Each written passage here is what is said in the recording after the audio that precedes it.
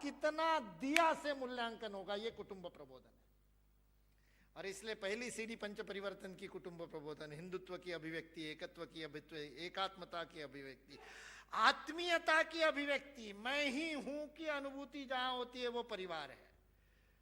और जब देना प्रारंभ करते तो ये परिवार बड़ा हो जाता है, और वो परिवार जब बड़ा हो जाता है तब अगली सीढ़ी पर आते हैं हम पंच परिवर्तन की, समाज का परिवर्तन। तो इसलिए सामाजिक समरसता दूसरी सीढ़ी, समरस समाज का निर्माण, शोषण मुक्त समता युक्त समाज का निर्माण हम में से प्रत्येक का कर्तव्य है, दायित्व है। समाज में काल के प्रवाह में समाज में अनेक विभेद आ गए, ये कहकर के नहीं चलेगा, केवल कहने मात्र से नहीं होगा कि हमारे ग्रंथों में अस्पृश्यता नहीं है, न हिंदू पतितो भवेत, सारे शंकराचार्य ने एकत्रित आकर के घोषणा कर दी। ग्रंथों में तो कहीं है ही नहीं। वहां वाराणसी के मणिकर्णिका घाट पे और आदि शंकराचार्य को चांडाल को जब कहा अपसर अपसर, अरे दूर हो, तो चांडाल प्रश्न पूछता है, गुरुदेव किसको दूर करूं, ये पंचकोशात्मक शरीर को या आत्म तत्व को? और शंकराचार्य के साक्षात्कार हुआ कि साक्षात शंकर मेरे सामने आकर के मेरे मन में से भेद हटा रहे।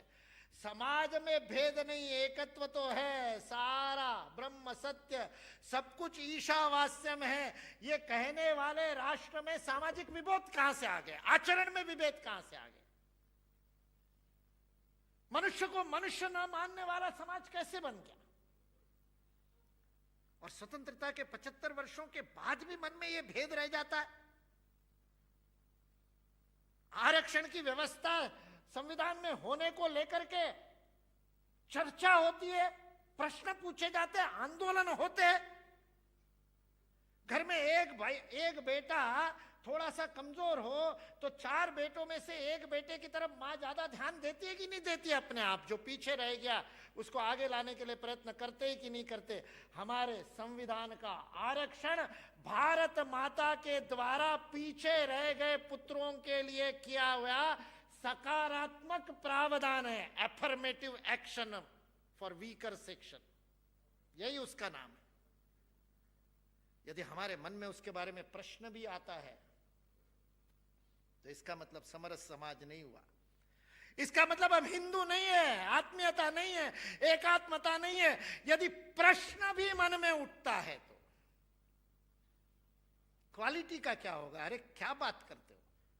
आज हमारे चीफ जस्टिस एक दलित समाज का, एक अनुसूचित जाति का व्यक्ति हमारा चीफ जस्टिस बना, उसको एलएलबी में एडमिशन रिजर्वेशन से मिला होगा, किंतु चीफ जस्टिस रिजर्वेशन से नहीं बना, वो अपनी कैपेसिटी पर बना।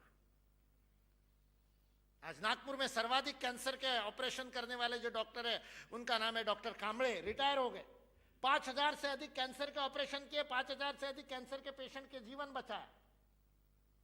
एमबीबीएस में उनका एडमिशन रिजर्वेशन से हुआ था, लेकिन कैंसर के बेस्ट ऑन्कोलॉजिस्ट रिजर्वेशन के कारण नहीं बने। लोग कहते जीवन के साथ खेल रहे हो, आप 0% वाले को मेडिकल में एडमिशन दे रहे हो।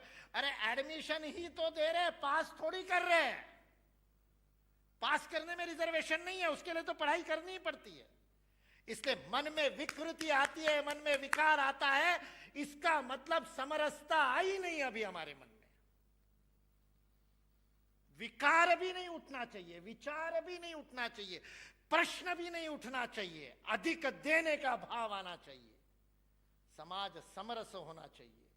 इसलिए समरसता की बात करते समय ये विजय गाथा समाज के सामने रखनी पड़ेगी।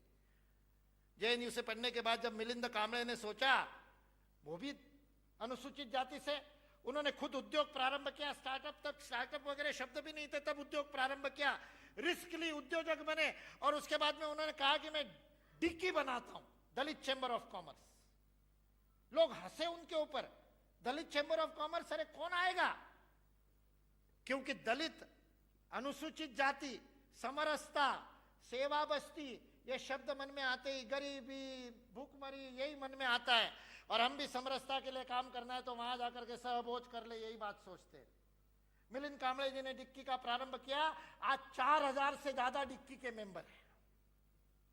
क्या अनुसूचित जाति में उद्योजक नहीं है? बड़े बड़े उद्योजक हैं। यह समाज हमेशा से उद्योजक समाज रहा है। इस्लाम के आक्रमण से पहले, इस्लाम के आक्रमण के बाद भी, अंग्रेजों के द्वारा नीतियां बदलने से पहले तक यह सारा समाज उद्योजक समाज रहा है। These have all been exporters. सारे विश्व में व्यापारी जो व्यापार के लिए सामान लेकर के जाते थे, वो सामान जिन कारीगरों ने बनाया था, उन सबको आज हमने अनुसूचित जाति में डाल दिया है। इन्होंने भारत को विश्व का और सिरमौर बनाया। एंगस मेडिसन जब कहता है कि विश्व के जीडीपी में भारत का 46% कंट्रीब्यूशन 15वीं शताब्दी तक था, विश्व का नंबर 1 भारत था, तो वो उस समाज के कारण था जिसको आज हम